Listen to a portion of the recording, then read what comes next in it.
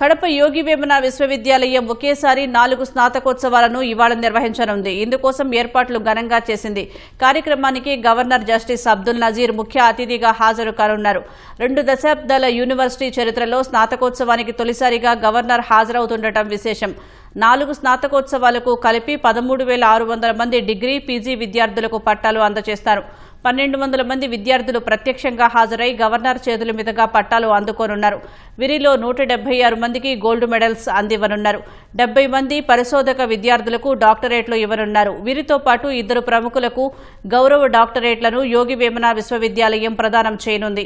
3 రోజుల క్రిందటే యోగి వేమన విశ్వవిద్యాలయం ఏర్పాటై 20 ఏళ్లు పూర్తి చేసుకుంది.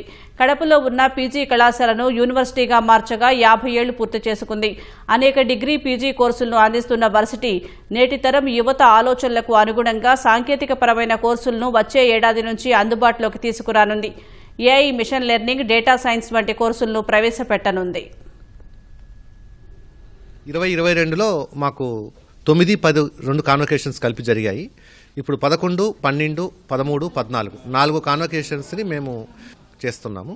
ఒక 2 ప్రముఖులకు గౌరవ డాక్టరేట్లు కూడా ఇస్తున్నాము. ఇక్కడ దాదాపు 4 కాన్వకేషన్లు కలిపి ఒక 170 గోల్డ్ మెడల్స్ కూడా ఇస్తున్నాము ర్యాంకర్స్కి.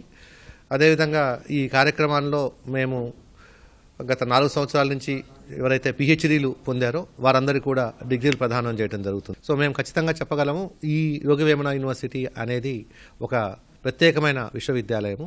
ఇక్కడ మేము బోధనకు, పరిశోధనకి, అదేవిధంగా పిల్లలకు ఉద్యోగాలు పొందడానికి అవసరమైన నైపుణ్యాలు పెంపొందించడంలో ప్రత్యేకమైన శ్రద్ధ తీసుకుంటున్నాం. కాబట్టి ఖచ్చితంగా మా యూనివర్సిటీకి ఇంకా త్వరలోనే ఇంకా మంచి ఉన్నతమైన స్థాయికి మేము వెళ్తామన్న ఒక ఆశయంతో పనిచేస్తున్నాం.